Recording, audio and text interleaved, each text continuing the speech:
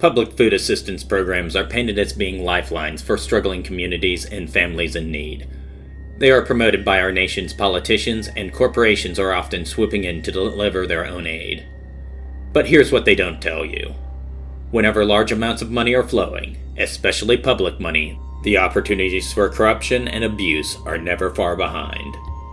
Following the outbreak of the COVID-19 pandemic, millions faced unemployment, and governments around the world scrambled to ensure continued food security.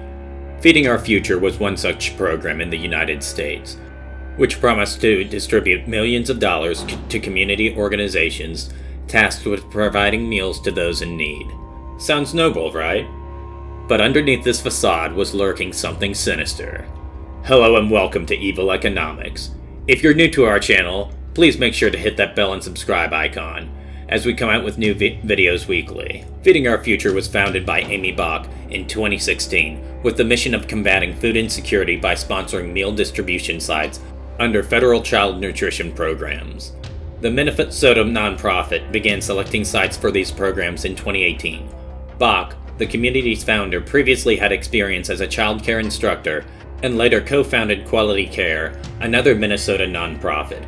Bock used her previous experience to run her new organization, and by the end of 2019, the organization was taking in $3.4 million in federal funding for distributing meals to children. The Feeding Our Future fraud represents one of the largest misappropriations of federal funds during the COVID-19 pandemic, with allegations that the nonprofit diverted over $250 million from child nutritional programs. During the pandemic, schools closed, and to ensure that students would still get meals during lunch hours, the federal Child Nutritional Program was greatly expanded. Feeding Our Future and other nonprofits acted as sponsors and distributed funding to sites, purportedly providing meals to children. During the pandemic, something changed, and Feeding Our Future and the donation sites it managed began distributing more than $200 million in meals, nearly a 60-fold increase. In reality, however, the massive increase in meal distributions was nearly 100% fraudulent, and the distribution sites were inactive shell companies, and the rosters for attendance and invoices for food service were all forged. Hadith Ahmed, a migrant from Ethiopia who described himself as being Bock's right-hand man, told jurors of his role in the fraud. After being recruited by a friend, Ahmed was incorporated into a nonprofit called Southwest Metro Youth, and began submitting claims by November 2020. In March of 2021, his nonprofit was submitting 2,500 claims a day. In reality, however, they were serving nowhere near that number of meals. Bock saw opportunity in Ahmed and offered him a job as a site supervisor who would oversee other site supervisors. He and other supervisors never visited any sites, they just submitted claims, and everybody took kickbacks.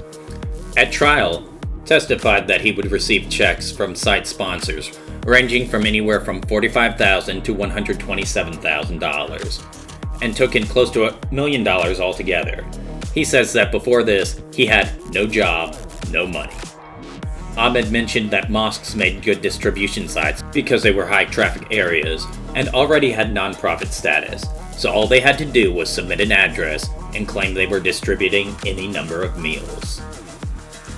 The Minnesota Department of Education, MDE, who was responsible for overseeing the disbursement of child nutrition funds, began to grow suspicious as they noticed Feeding Our Future's rapid expansion. Additionally, the increase in the number of distribution sites under the organization's sponsorship was concerning, especially since many of the sites had not distributed meals before and were being run by persons who had no prior experience. As a result, MDE halted payments to Feeding Our Future. Rather than take the money and run, the leadership at Feeding Our Future legally challenged these actions, resulting in a court ruling that compelled MDE to renew processing of organization applications. MDE turned to the Federal Bureau of Investigations, FBI, to share their concerns, sparking an investigation to further scrutinize Feeding Our Future. The FBI began surveillance and audits of sites where Feeding Our Future was claiming to be distributing thousands of meals for children in need. But agents surveying these sites didn't see any meals being passed out. The authorities concluded that the rosters and invoices were fake, and were meant to enable the conspirators to siphon off federal funds for their own personal enrichment. In January of 2022, the FBI raided several Feeding Our Future distribution sites to collect a mountain of evidence of the fraud taking place within the organization. Federal prosecutors charged 47 individuals in connection with the fraud, charging them with a variety of crimes, including wire fraud, money laundering, and bribery. The number would eventually grow to 70 individuals arrested as the investigation progressed.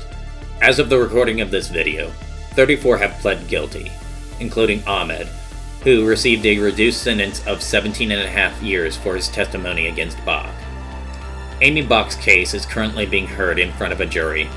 Though the evidence is stacked against her, she maintains her innocence. She claims that she trusted the site supervisors to distribute meals, and that they lied to her and took advantage of her trust. It does seem odd, though, that a college-educated person with years of experience running million-dollar nonprofits was taken advantage of by impoverished immigrants with no job, no money. Doesn't it? If you've made it this far, thanks so much for taking the time to watch our presentation on the Feeding Our Future fraud.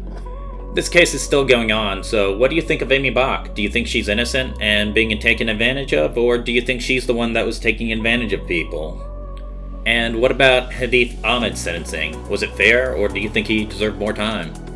Let us know in the comments section down below, and don't forget to like, share, and subscribe. Thanks again, we will see you in the next one.